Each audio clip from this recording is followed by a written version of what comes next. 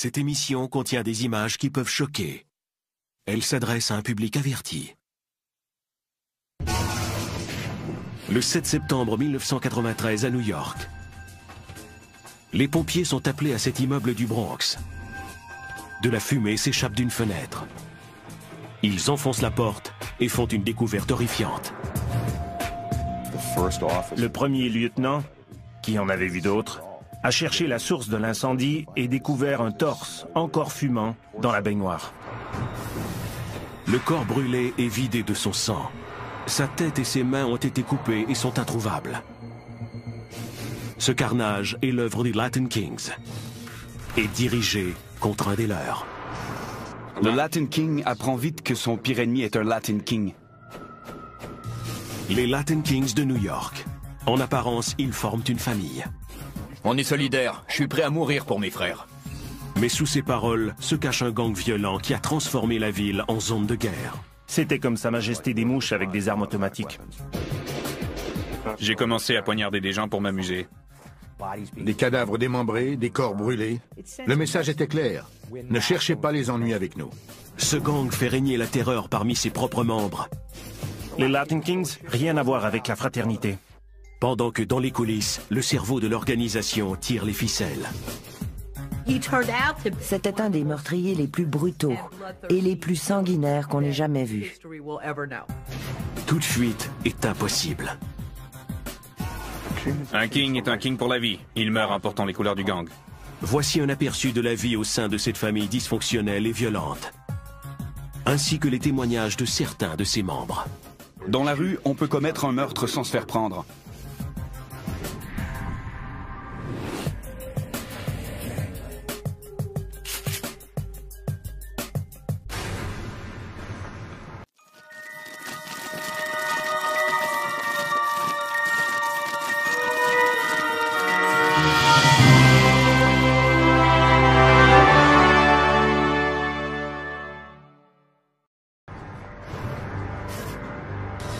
Les rues de New York sont depuis toujours un lieu de prédilection des gangs de rue les plus endurcis et les plus violents du monde. Le simple fait de ne pas porter la bonne couleur ou ne pas faire le bon signe peut entraîner une condamnation à mort. C'est ici que le chapitre new-yorkais des Latin Kings a prospéré pendant plus de 20 ans. Au départ, son but était de protéger les détenus dans les prisons les plus dures de New York. Le gang des Latin Kings est maintenant dans la rue et compte 5000 membres. Un nombre qui étonne même les policiers. Ça s'est répandu comme une traînée de poudre, et franchement, on n'y était pas préparé. Le gang se surnomme la Nation, et son cri de ralliement est « Amor de Rey ». Cette double promesse, l'amour d'une famille et la loyauté d'une armée, séduit un grand nombre de jeunes des quartiers pauvres de New York. Black and gold, Kings love, black and gold, whose house, King's house. Ces membres actifs des Latin Kings ont accepté de nous parler de leur vie au sein d'un des plus violents gangs des États-Unis. Leur témoignage nous fait découvrir le vrai visage de la Nation. Si un salaud veut nous attaquer, il sait où nous trouver. Ne parlez pas dans notre dos, venez nous le dire en face. Amor de Rey. Ils ne se gênent pas pour ridiculiser les gangs rivaux, mais ils ont demandé à ce que leur visage soit couvert pour se protéger surtout contre leurs camarades. Comme dans la plupart des gangs, ils seront traqués et tués s'ils brisent la loi du silence. Malgré cette menace de mort, ils parlent de la Nation avec une ferveur religieuse. Je ne crois pas en Dieu. Dieu n'est rien pour moi. Je pense seulement aux Kings et à ma Nation. Dieu ne m'aide pas. Si j'ai besoin d'aide, je m'adresse à ma Nation. Elle est comme un Dieu pour moi. Cette loyauté coûte cher. Les membres du gang dansent avec la mort.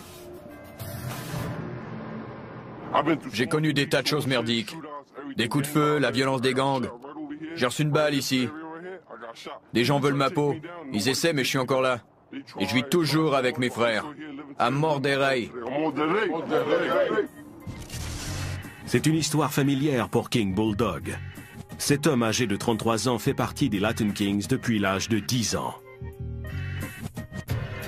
Il explique pourquoi il est devenu membre du gang. J'ai grandi sans père. Je les voyais dans la rue et ils étaient des modèles pour moi. Avec leurs signes, leur argent, les filles et tout ça.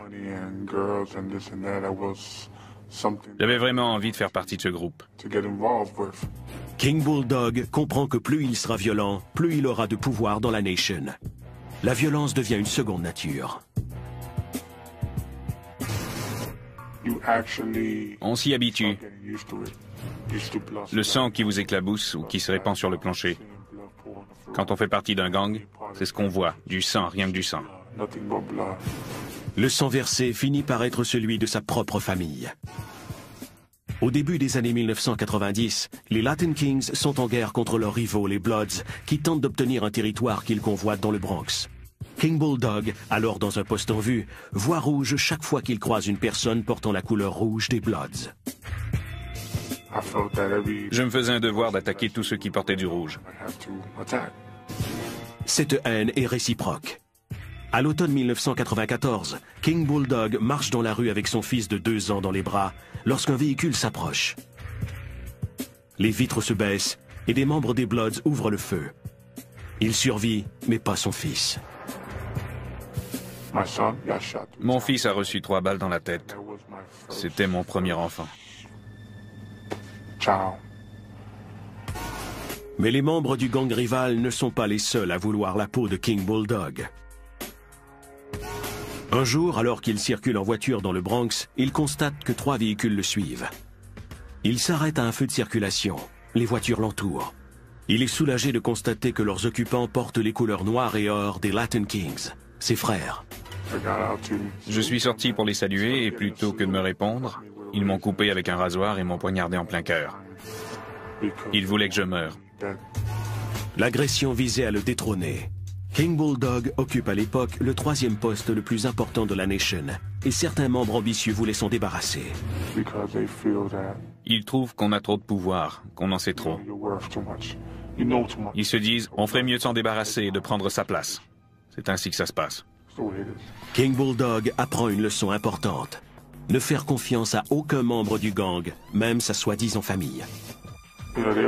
On dit souvent que notre frère est notre pire ennemi. Pourquoi? Parce qu'il est le plus proche de nous.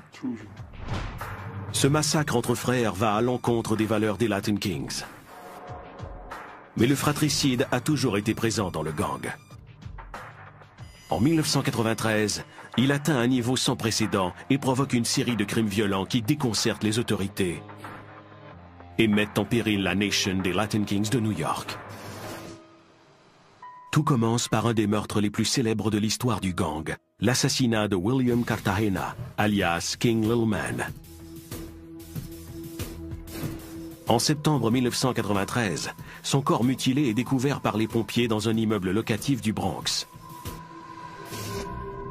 Le sergent Lou Savelli patrouillait les rues dans ce secteur pour la brigade anti-gang du service de police de New York. William Cartagena a été tué dans cet immeuble. Il a été placé dans une baignoire. Ses mains, ses pieds et sa tête avaient été coupés. Son tatouage de Latin King avait été enlevé au couteau par les membres de son gang. Les assassins mettent le feu au cadavre avant de quitter les lieux. 4 jours plus tard, les Latin Kings préparent un autre meurtre, cette fois à Brooklyn. La victime sera Margie Calderon, membre de l'organisation sœur des Kings, le gang des Latin Queens. Les assassins avaient prévu abattre Margie chez elle, mais faute de pouvoir entrer dans son appartement, ils font brûler l'immeuble alors que ses voisins se trouvent à l'intérieur. Richard Zabel représentait le procureur des États-Unis dans cette affaire.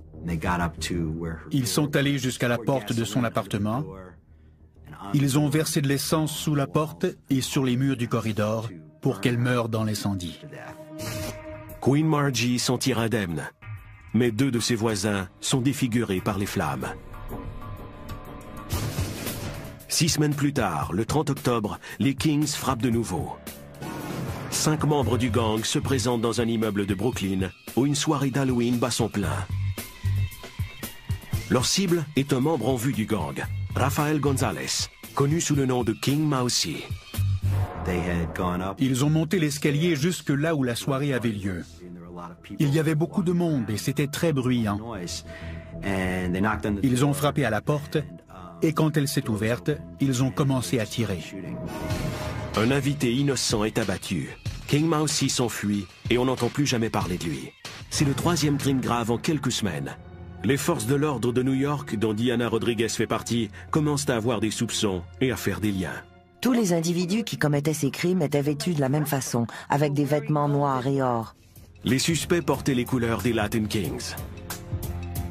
Les policiers comprennent qu'un seul individu pourrait être à l'origine de tous ces meurtres.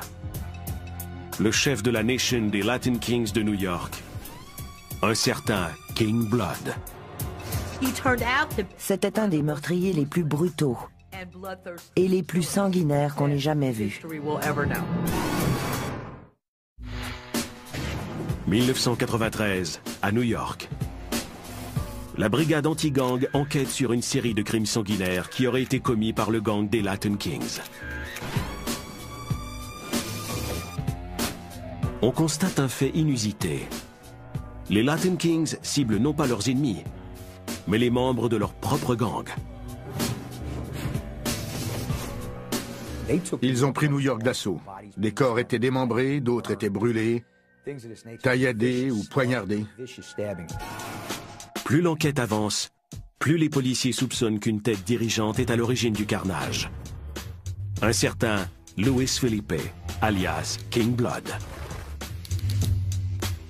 Felipe est un criminel endurci qui s'est joint aux Latin Kings plus de 10 ans auparavant à Chicago, la ville où tout a commencé. Au cours des années 1940, durant la guerre, les travailleurs industriels sont très en demande. Le gouvernement assouplit les restrictions de l'immigration et des milliers de Latinos viennent à Chicago pour trouver du travail. Les autres groupes ethniques n'apprécient pas la concurrence. Ils ont été plus ou moins rejetés par les communautés irlandaises et italiennes de Chicago. Tu n'es pas d'ici, va-t'en. La communauté hispanique réagit en mettant ses forces en commun et forme un groupe, les Latin Kings. Chaque membre choisit son nom en mettant le mot « King » devant. Ils se sentent ainsi valorisés et cela les aide à oublier le racisme dont ils sont victimes. Ils avaient en plus un titre de royauté. Je suis un roi dans un endroit où on me dit que je ne suis personne parce que je suis latino. C'était une façon de se défendre. Les Latin Kings rédigent un manifeste qui est respecté autant que la Bible. On y explique en détail comment les membres doivent se comporter. Ils doivent respecter leurs frères, faire preuve de loyauté envers la Nation et s'efforcer de découvrir la sagesse dans le manifeste. Ces enseignements sont désignés sous le nom de kingisme. Pendant des décennies, les Latin Kings sont une force constructive dans la communauté hispanique, composée en majeure partie de citoyens travailleurs et honnêtes. Mais vers les années 1980, certains Latin Kings commencent à utiliser le groupe comme façade pour faire le commerce de la drogue et des armes. Ces membres se retrouvent rapidement en prison, où ils recrutent d'autres individus. C'est comme une porte tournante. Il y en a qui entrent et d'autres qui sortent. Pour chaque Latin King qui entre en prison, il y en a 7 qui sortent. En peu de temps, les Latin Kings deviennent une organisation criminelle. À cette époque, un criminel cubain appelé Louis Felipe arrive à Chicago. Comme les Latin Kings l'apprendront bientôt, il est leur type d'homme. Louis Felipe est né à Cuba le 11 mai 1961 d'une mère prostituée et d'un père qu'il n'a jamais connu.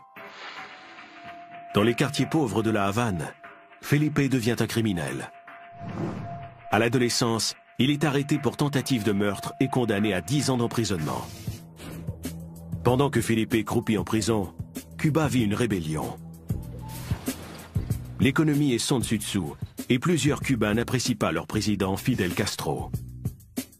En 1980, Castro annonce que toute personne désireuse de quitter Cuba est libre de le faire, y compris les prisonniers, dont certains comptent parmi les criminels les plus endurcis. Plus de 100 000 personnes quittent Cuba pour les États-Unis. C'est l'exode de Mariel.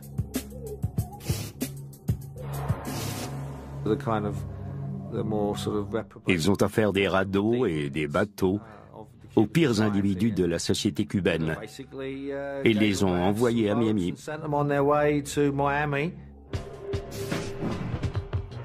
Luis Felipe fait partie de ce groupe. De Miami, il se rend à Chicago où il reprend ses activités criminelles. Il était toxicomane. Il vivait dans la rue à Chicago. Il était héroïnomane et il avait toujours une arme sur lui, car il volait les gens pour satisfaire sa dépendance. Peu après son arrivée, Felipe rencontre des Latin Kings qui sont très impliqués dans le trafic de stupéfiants à Chicago. Il se joint au gang et choisit de se faire appeler King Blood. L'enthousiasme dont il fait preuve fait de lui une vedette. Ils ont créé un monstre. Puis il a commencé à tuer des gens seulement pour s'amuser. La police de Chicago entend parler des activités de Felipe. En 1981, Felipe fuit le Midwest et s'installe dans le South Bronx à New York. Un an plus tard, la police de New York l'arrête pour avoir tué sa copine lors d'un incident qu'il attribue à l'alcool. On le condamne à 9 ans d'emprisonnement au centre correctionnel Collins, situé au nord-ouest de l'État de New York. La prison est un foyer de violence raciale. Les détenus afro-américains étaient puissants dans les prisons et les détenus latinos craignaient sans doute pour leur sécurité. Dans ce milieu, il vaut mieux connaître quelqu'un. Sinon, on se fait violer ou tuer. Ils prennent tout ce qu'on a. Felipe décide de regrouper ses frères latinos. Le 20 janvier 1986, il fonde le chapitre new-yorkais des Latin Kings. King Blood adopte la couronne à 5 pointes du chapitre de Chicago, qui symbolise la nation et représente les 5 principes du kingisme: respect, honnêteté, unité, connaissance et amour. En enfreignant l'un ou l'autre de ces principes, le Latin King les enfreint tous. Si je te mens, j'enfreins le principe d'honnêteté. Si je ne suis pas honnête avec toi, je ne te respecte pas. Si je ne te respecte pas, ça veut dire que je ne suis pas uni à toi et à mes autres frères. Si je ne suis pas uni à toi, ça signifie que je n'ai pas assez de connaissances pour savoir que je dois avoir les 5 pointes de ma couronne. Et si je n'ai pas ces 5 pointes, c'est que je n'ai aucun amour pour toi.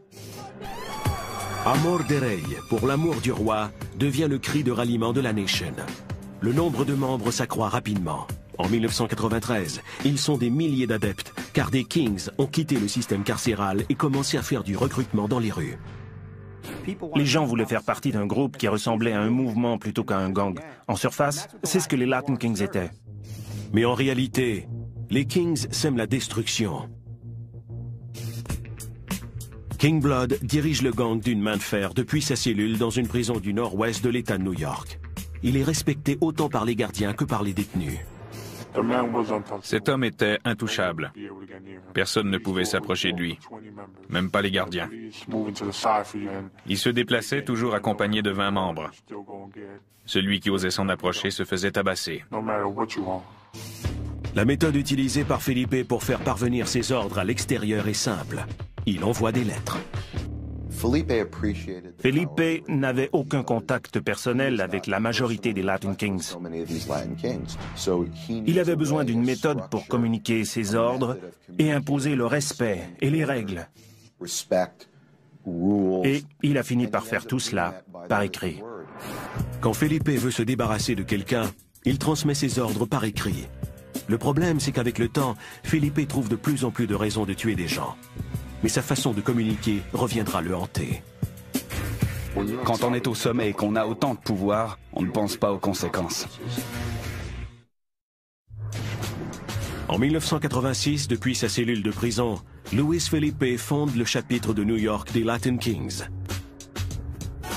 20 ans plus tard, ce petit gang de prison est devenu une armée de rue comptant plus de 5000 membres. Notre parrain King Blood nous a appris tout ce qu'on sait. Nos prières, nos leçons, tout. Il nous a montré le vrai sens du kingisme. Quiconque se joint au gang doit s'engager à respecter les règles de la nation pour la vie.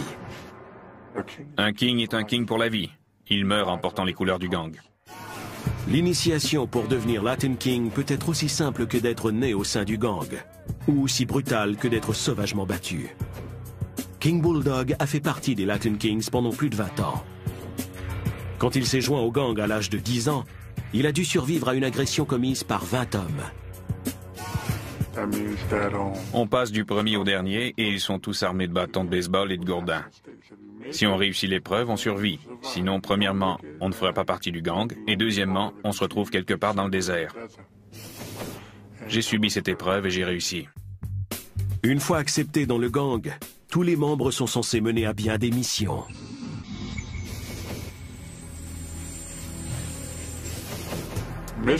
Les missions peuvent être différentes. Poignarder quelqu'un, transporter de la drogue, ou se rendre à un endroit et faire ce qui est demandé.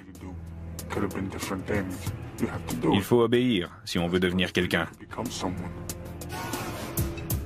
Les Latin Queens, considérés sur le même pied que les membres de la Nation, se voient souvent confier des missions telles que le trafic de drogue et d'armes, où elles se prostituent pour apporter de l'argent au gang.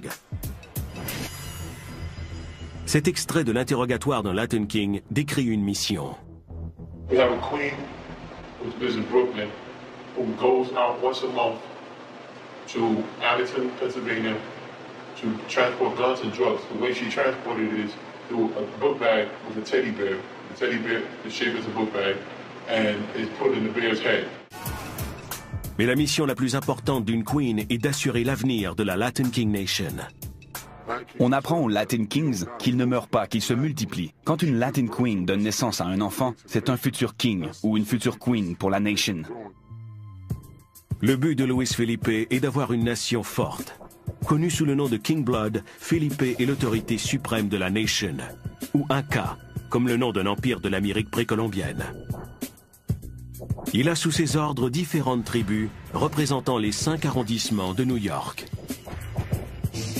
Chaque tribu a une structure de commandement de 5 hommes comportant la première couronne ou président, la deuxième couronne ou vice-président, la troisième couronne ou seigneur de guerre, la quatrième couronne ou conseiller et la cinquième couronne ou trésorier.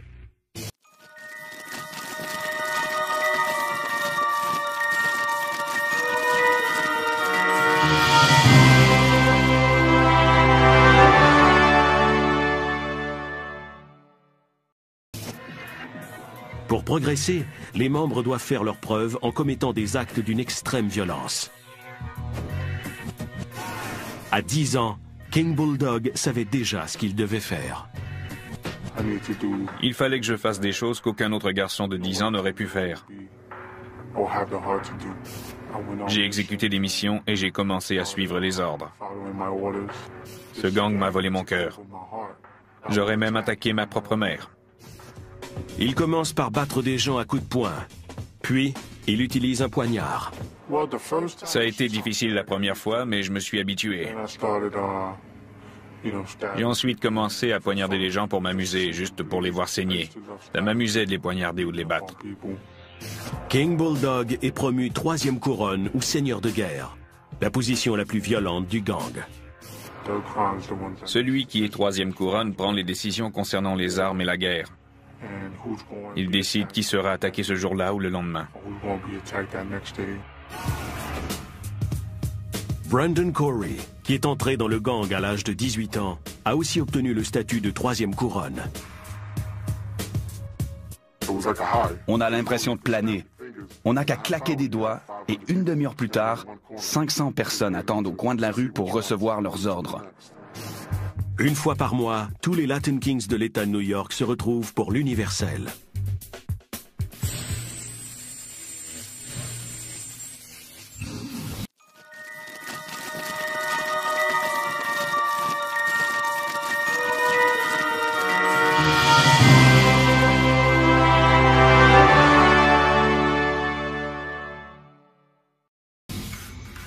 On va chaque mois à l'universel pour rencontrer tous les frères. On parle de notre situation, on se retrouve tous au sein d'une même nation.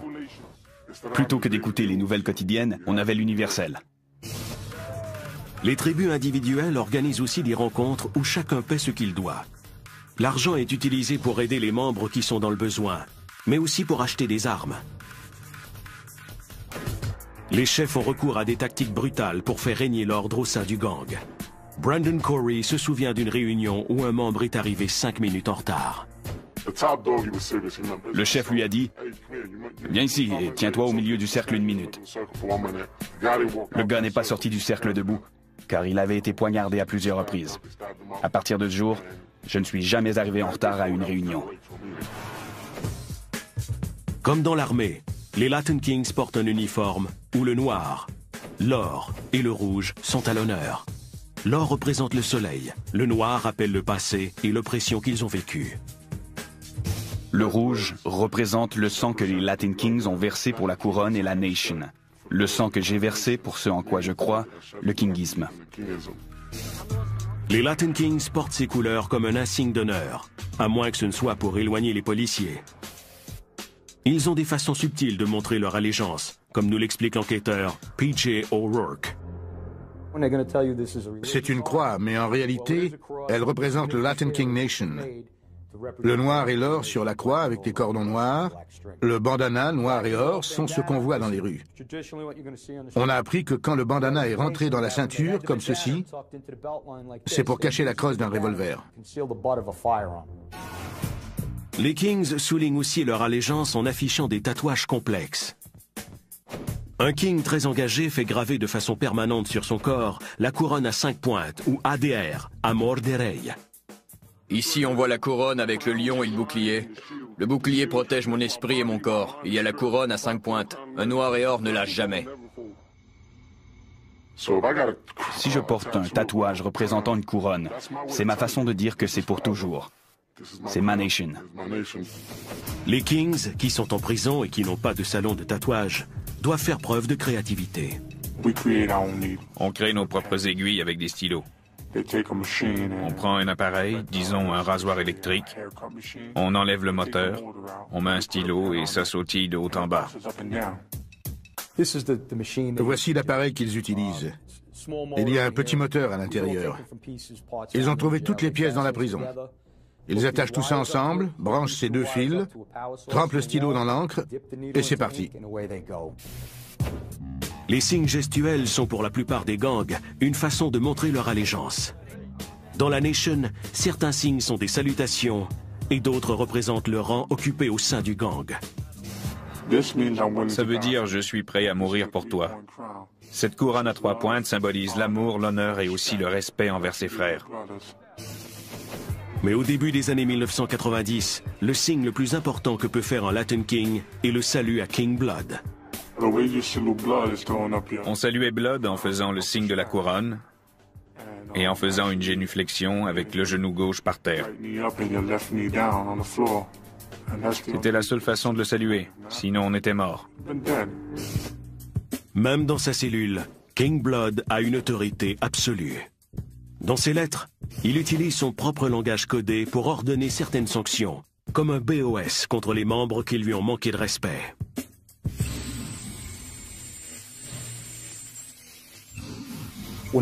Quand un membre était ciblé pour un BOS, tout membre de la tribu qui le rencontrait était censé lui flanquer une raclée. Elle pouvait être légère ou brutale.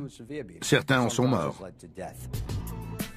Les crimes plus graves contre la Nation, comme passer à l'ennemi ou voler de l'argent, peuvent mériter un TOS.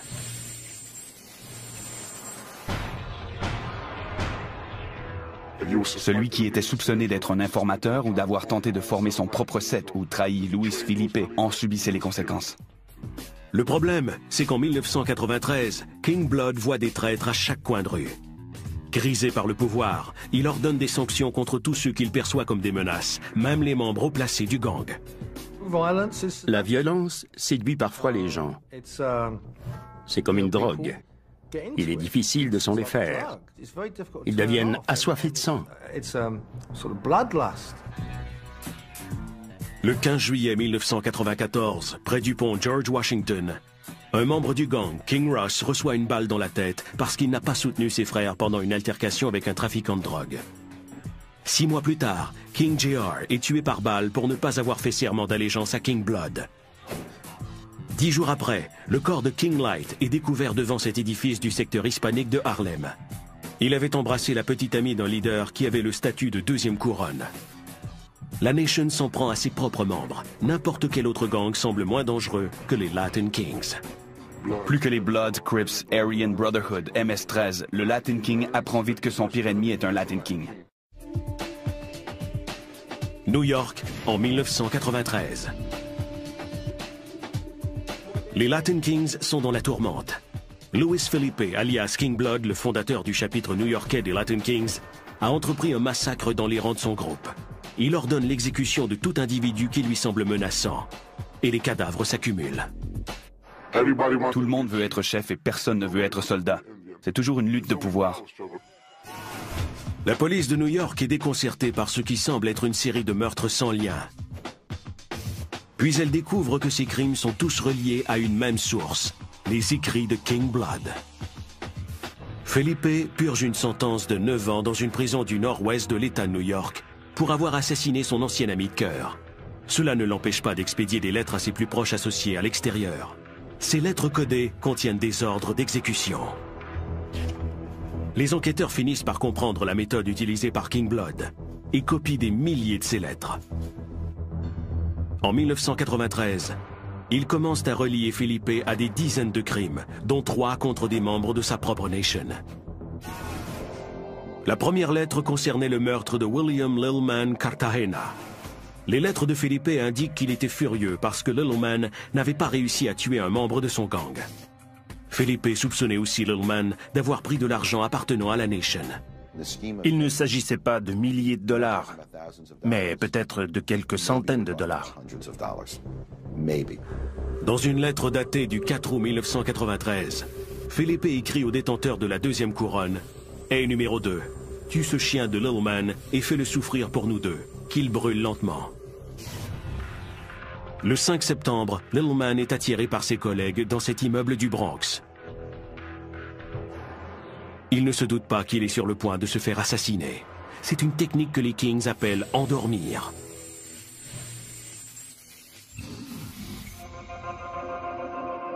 Une fois dans l'appartement, les Kings attachent Little Man à une chaise et ne lui laissent que ses sous-vêtements. Les procureurs fédéraux Richard Zibble et Stephen Cohen ont été chargés de cette affaire. Un des Kings a dit « Je vais l'étrangler » et c'est ce qu'il a fait. D'autres Latin Kings ont tenu les pieds de Little Man quand il a tenté de se débattre. Il y a eu une discussion pour savoir s'il était mort ou pas. Ils ont décidé de prendre une ceinture, de l'enrouler autour de son cou et de l'étrangler de cette façon.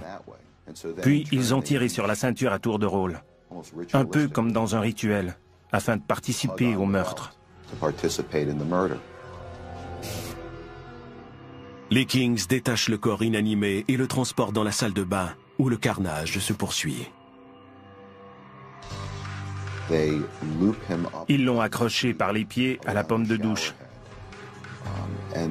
lui ont tranché la gorge et laissé le sang s'écouler du corps. Les Kings veulent pouvoir fournir des preuves du meurtre à leurs supérieurs. Ils décident d'utiliser un couteau électrique pour couper la tête et les mains de Little Man. Ils enlèvent aussi le tatouage de son bras droit. Little Man est mort. Mais King Blood a maintenant un autre problème. Il craint que la petite amie de Little Man, Margie Calderon, en sache trop sur le fonctionnement interne du gang. Dans une lettre du 8 août, King Blood écrit « J'espère que lorsque cette lettre arrivera à destination, notre problème mutuel avec Little Man et Margie sera du passé. Rappelle-toi que les choses doivent être faites correctement et que rien ne doit être laissé au hasard. » Un groupe d'assassins tente d'entrer par effraction où habite Margie afin de l'abattre. Comme ils n'y parviennent pas, ils décident de faire brûler l'édifice en entier. Margie Calderon, qui était à l'intérieur à ce moment-là, n'a pas été tuée. Mais le feu s'est propagé à un autre appartement et des personnes innocentes ont été blessées. King Blood se fiche éperdument des innocents et le bain de sang se poursuit. King Mousy est un membre en vue de la même tribu de Brooklyn que Margie Calderon.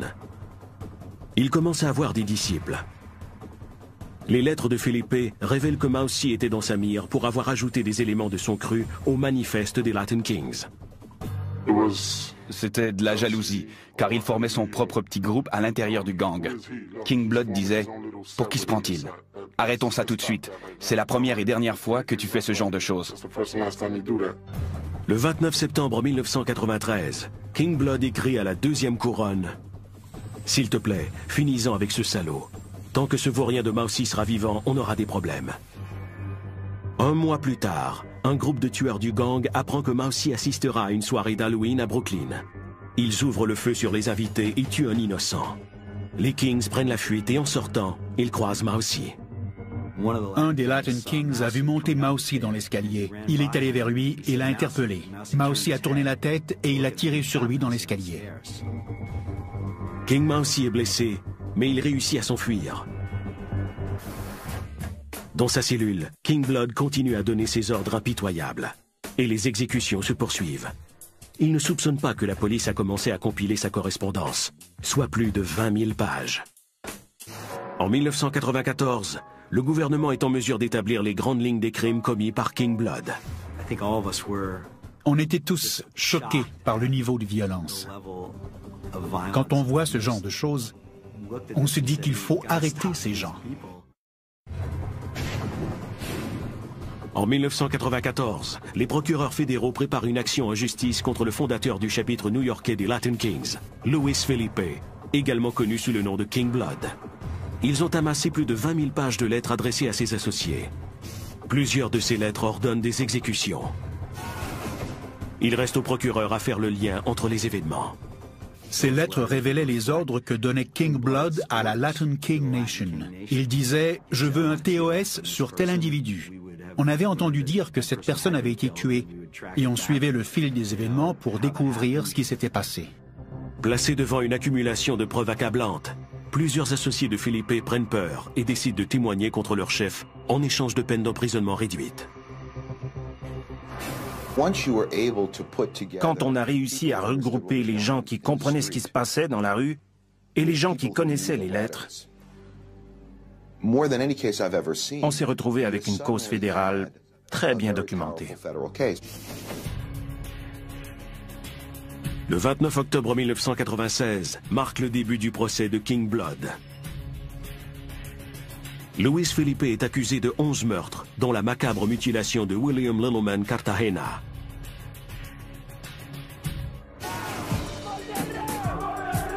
Des centaines de Latin Kings viennent appuyer leur chef. La salle d'audience ressemblait à une mer noire et or, les couleurs des Latin Kings. Le procès dure un mois et Felipe est reconnu coupable sous tous les chefs d'accusation. Le juge le condamne à l'emprisonnement à perpétuité sans possibilité de libération conditionnelle. Les 45 premières années seront purgées en isolement cellulaire.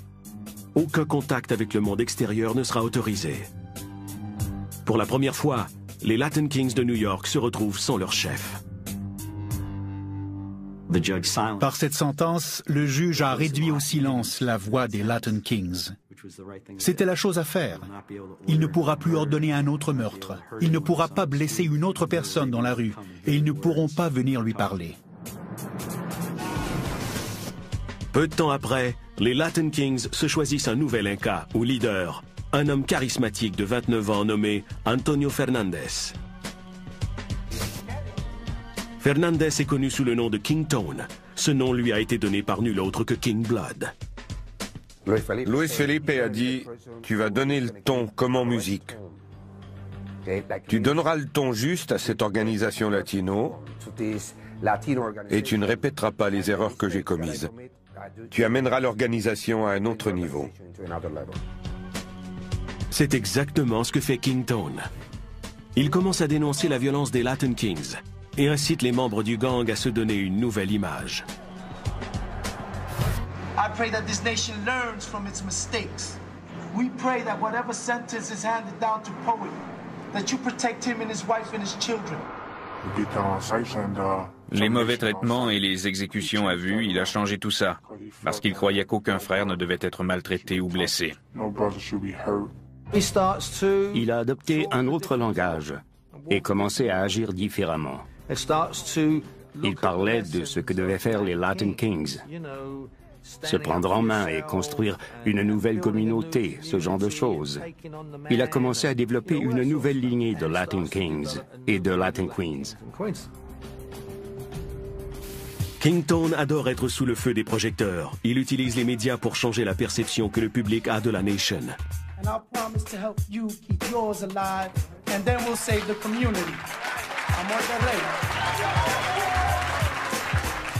Son message se propage parmi les Latin Kings de New York. Mais la police se méfie. Même si le nombre de meurtres diminue chez les Kings, le gang poursuit ses activités illégales. Selon plusieurs informateurs recrutés au sein des Latin Kings, ce n'était que de la poudre aux yeux. Ça n'avait rien à voir avec la fraternité. Ils voulaient tuer, voler et amasser de l'argent en vendant des stupéfiants. C'était seulement de la propagande pour attirer de nouveaux membres. La police et le FBI entreprennent une enquête secrète de 19 mois. Ils ne tardent pas à découvrir des preuves reliant des membres du gang à des tueurs à gages, au trafic d'armes à feu et de stupéfiants, ainsi qu'à d'autres crimes. Les Latin Kings n'ont pas changé leur façon de faire. Le 14 mai 1998, les autorités se lancent encore une fois à la poursuite du gang. La police arrête plus de 90 Latin Kings, dont cet homme qui s'est senti trahi par Kington. Do you feel he has betrayed a lot of brothers? I feel he betrayed a lot of brothers. I feel he took advantage of a lot of brothers. And he manipulated a lot of brothers. A lot of brothers are in jail because of him. I'm not going to sit here and say... Il disait qu'il ne voulait pas que les membres vendent la drogue, qu'ils aient des armes ou qu'ils se battent. Et 2 ou 3 mois plus tard, il est inculpé de trafic de drogue. C'est un hypocrite et un menteur. Kington est accusé d'avoir comploté en vue de faire le trafic d'héroïne et de cocaïne. Il plaide coupable et il est condamné à 12 ans d'emprisonnement. Il a plaidé coupable parce qu'il savait qu'il était coincé. Il pourrait passer à l'histoire comme un des plus grands arnaqueurs de notre génération. Aujourd'hui, les Latin Kings ne sont pas encore remis de l'arrestation de Kington. Ils sont désorganisés et sans chef. Encore une fois, ils se battent entre eux. Il y a encore des querelles internes. Ils se battent pour obtenir le pouvoir. Ils se battent pour savoir quelle tribu portera le nouvel Inca. Il y a de nombreux affrontements. Malgré tout, le recrutement est en hausse, surtout chez les Pee-wee Kings. Les Pee-wee Kings sont des gamins de 7, 8 ou 9 ans qu'ils utilisent pour transporter de la drogue et porter les armes. Ils apprennent à commettre des actes de violence contre leurs prétendus ennemis et contre leurs camarades. Les gamins sont les princes et les princesses de cette tribu. On leur apprend tout. Ils deviendront habiles et futés comme nous. Plusieurs croient que ce n'est qu'une question de temps avant que les Latin Kings reviennent en force. Les gens que nous avons arrêtés et ceux qui ont été emprisonnés au cours des années 1990 n'ont pas été condamnés à vie et commencent à rentrer chez eux. Ils vont recommencer. Je pense qu'on assiste actuellement à une résurrection. Nos frères sortent de prison et nous, on est ici. Ils seront avec nous 16 jours sur 7, jour et nuit. Ils étaient en prison dans une petite cellule, mais quand ils sortiront, on les aura à 100%. Un or et noir ne lâche jamais. Un mort des rails. Aujourd'hui, King Bulldog dit qu'il a quitté les Latin Kings, même s'il reste en contact avec eux. Il tente maintenant de dissuader les jeunes de se joindre à un gang. J'essaie de les aider à changer.